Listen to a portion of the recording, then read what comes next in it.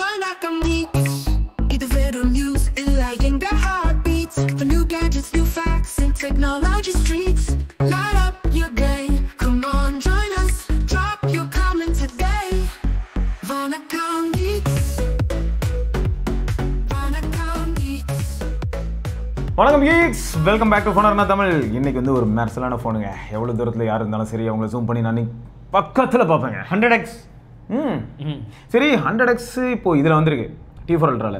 But இதுக்கு முன்னாடி நமக்கு வந்து ரியல்மி மாதிரியான ஃபோன்ஸ்லையும் ப்ளஸ் இப்போ நத்திங்கில் வந்து 60Xா. ஸோ இந்த மாதிரியான அதே தான் சார், அதே IMX 882 அதே தானா? அதே தான், ஆனால் இது 100.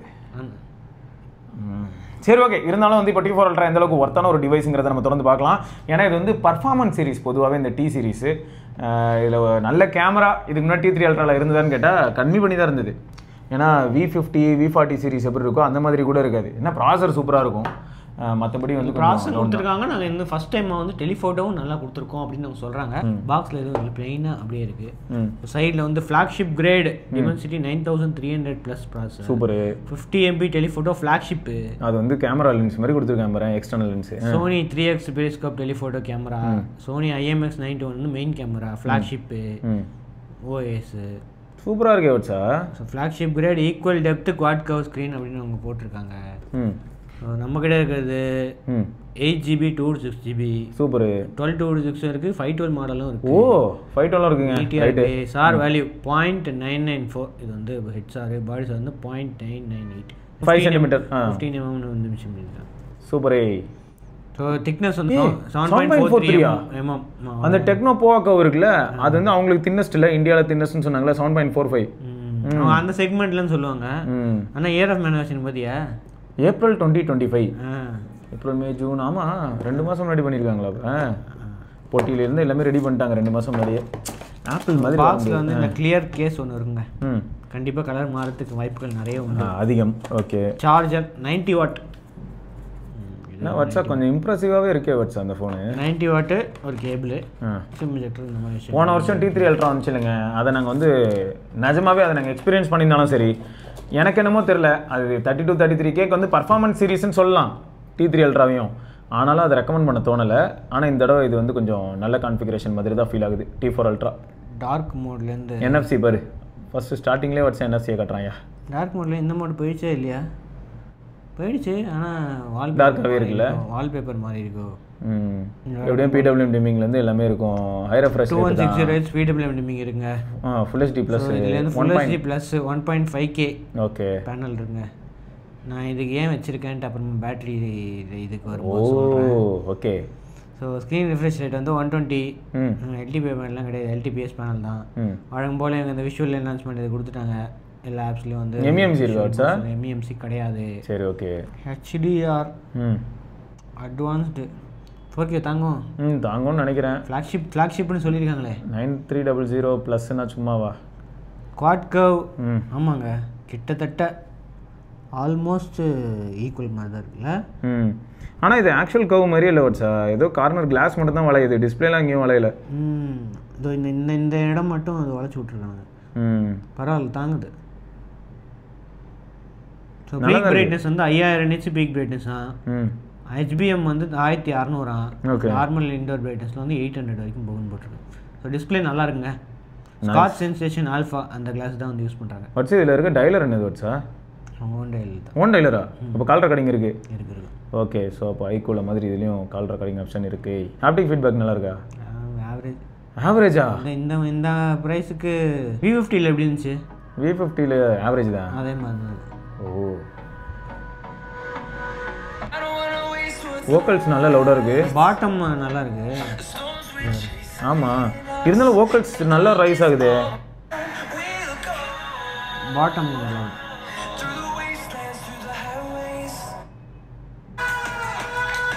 பரவாயில்ல, நல்ல ஸ்பீக்கர் தான். ஆனால் வோக்கல்ஸ் தான் நல்லா இருக்குது.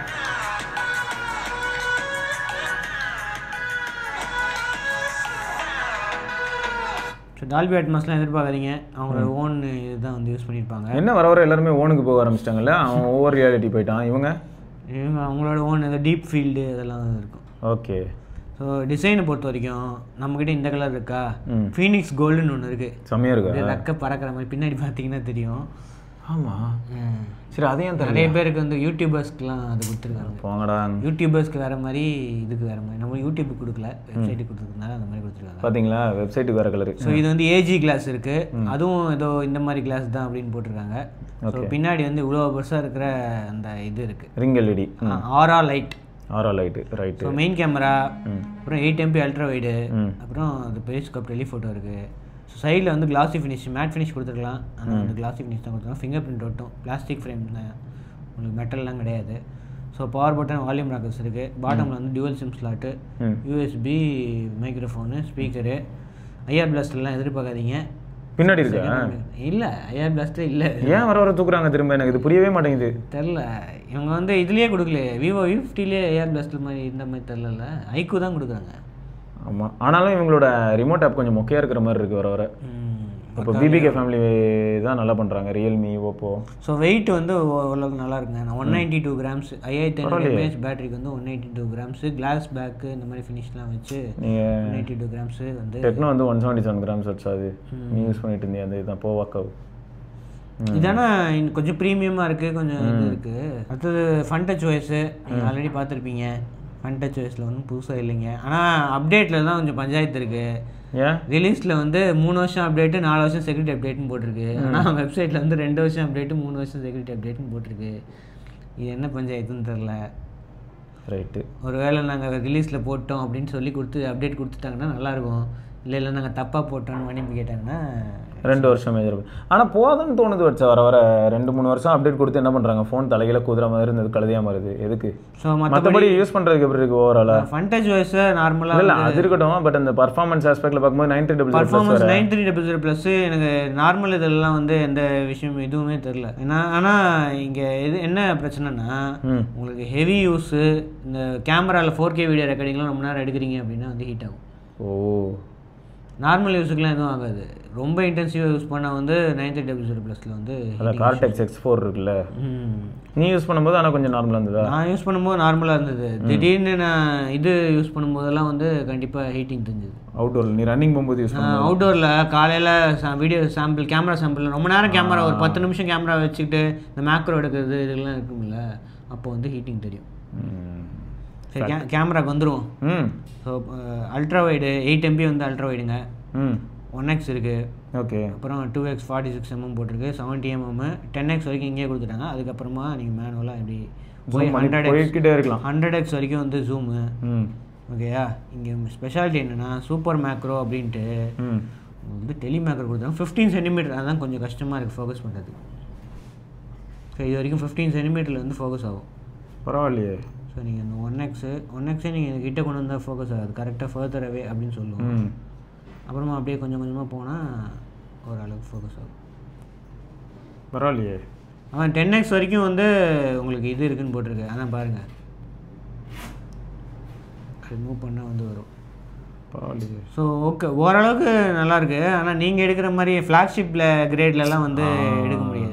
ஆனால் இது எப்படி வச்சிருக்கு, வீடியோ வந்து 4K இல்லையா, ஃப்ரண்ட்டு ரியரு ரெண்டுத்துலேயுமே 4K 60 FPS இருக்குது. சூப்பர். ஃப்ரண்ட் அண்ட் ரியர் ரெண்டுத்துலேயுமே வந்து 4K 60 FPS இருக்குது. வேறு லெவல். ஓகேயா, இந்த இதில் வந்து இது வேறு இருக்குது, இந்த ஆரா லைட் இருக்குல்ல. ஆமாம், அழகாக அந்த வி சீரீஸில் இருக்கிற மாதிரி இது பண்ணலாம், கண்ட்ரோல் பண்ணலாம். பிரைட்னஸ் கண்ட்ரோலு, அப்புறமா இந்த கண்ட்ரோலு, டெம்பரேச்சர் கண்ட்ரோல், இந்த மாதிரி விஷயங்கள்லாம் பண்ணலாங்க.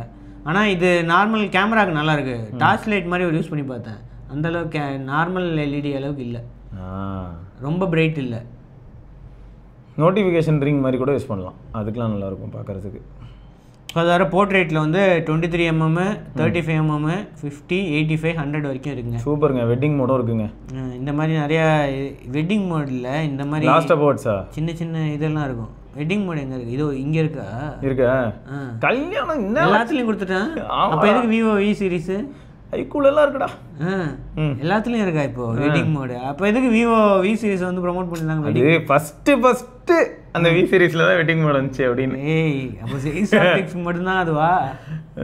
சும்மாங்க, அது ஒரு ஜோக். ஸோ இந்த ஃபோட்டோஸ் இருக்குல்ல, வந்து 100x சொல்லுவாங்க. ஆனால் நான் யூஸ் பண்ணதில் வந்து 100Xலாம் போனால் எந்த மாதிரி இருக்குன்னு நான் உங்களுக்கு காட்டுறேன். இதாங்க 100X. ஓ, வெறும் பெயிண்டிங்கு. அவர் ஒரு பெரிய பெயிண்டர். உங்களுக்கு பெஸ்ட்டு வந்து இது வந்து 20X 10X 233. Okay okay. 10X நல்லா இருக்கு. இது வந்து 20X. இது வந்து 30X கிட்ட. 30X அப்புறம் 60X நினைக்கிறேன். ஸோ ஒரு 30X வரைக்கும் அட்ஜஸ்ட் பண்ணி யூஸ் பண்ணலாம். 10X நல்லா இருக்கும். ஸோ அல்ட்ரா வைடு 8 MP தான், அதில் எதுவும் எதிர்பார்க்க முடியாது. நார்மல் கேமரா அந்த IMX921 வந்து நல்லா இருக்கும். இப்போ 3Xக்கு இது வரைக்கும் மெயின் கேமராவில் இருக்கும். ஸோ 3X போயிட்டிங்கன்னா ஆட்டோமேட்டிக்காக வந்து டெலிஃபோட்டோக்கு மாறிடும். சூப்பர். ஸோ மற்றபடி கேமரா குவாலிட்டி நல்லாயிருக்கு. மேக்ரோ கஷ்டப்பட்டு எடுத்து பார்த்தேன், இதெல்லாம் எடுத்து பார்த்தேன். ஆனால் 15 சென்டிமீட்டர்னு சொல்கிறல, அதான் ஒரு அதனால தான் ஒரு மாதிரி கொஞ்சம் கஷ்டமாக தான் இருக்குது. ஸோ இந்த மாதிரி குட்டி இதெல்லாம் வந்து ஈஸியாக இது பண்ணிடுது. சின்ன இதெல்லாம் எடுத்துருவாங்க. இந்த மாதிரி இதெல்லாம் வந்து அளவுக்கு எடுத்துருது. 10X நல்லா இருக்குது அந்த ஃப்ளைட்டு. இப்போ கூட ஒரு போர்ட்ரேட் எடுத்தேன், நல்லா தான் 100 mm 85 mm 50 mm 35 mm. So இதெல்லாம் ஸோ ஃப்ரண்ட் கேமராவும் ஓரளவுக்கு decent. Good. 4K video recording 4K 30 FPS record ஆகிட்டு இருக்கு.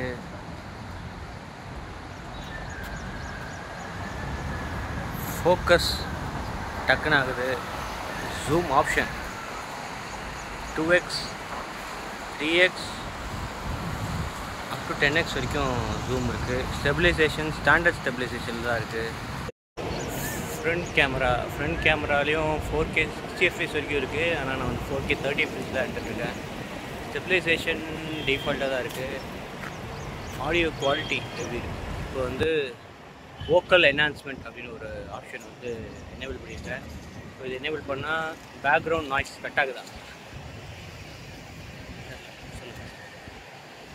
ஸோ இப்போ வந்து வோக்கல் என்ஹான்ஸ்மெண்ட் ஆஃப். எவ்வளோ வருஷன் பேட்டரி சைஸு? பேட்டரி வந்து 5500.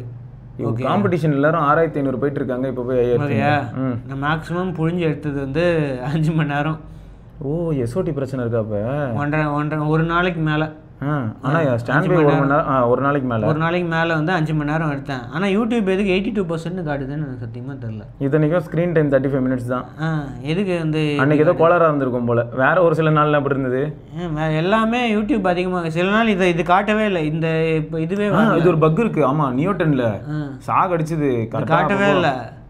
சில சமயம் கண்டுபிடிச்சி அப்புறம் நானே கண்டுபிடிச்சிட்டு இருப்பேன் உட்காந்து. ஆனால் 8 மணி நேரம் 8 மணி நேரம்லாம் வந்துச்சு நியூட்டனில். என்னன்னு தெரியல. சார்ஜிங் ஃபாஸ்ட் சார்ஜிங் வந்து இருக்குது. அந்த 90 வாட்டில் வந்து 40-50 நிமிஷத்துல ஃபுல் சார்ஜ் ஆகிடும். 20 நிமிஷத்துலேயே வந்து 50% சார்ஜிங் நல்லா இருக்கு. பேட்டரி கொஞ்சம் இதுக்கு முன்னாடியே சொல்லியிருக்காங்க இதுக்கே அப்படி இருந்திருக்கு அப்படின்ட்டு. இதுதான் வந்து என்ன பிரச்சனை அப்படின்னு தெரில. அப்புறம் நிறைய இதில் ஸ்டெபிலிட்டி ஸ்கோர் இருக்குல்ல, ஆமாம், அது வந்து 52 வந்து சில பேருக்கு 60 வருது அப்படின்றாங்க. இதில் எனக்கு வந்து 52 தான் வருது.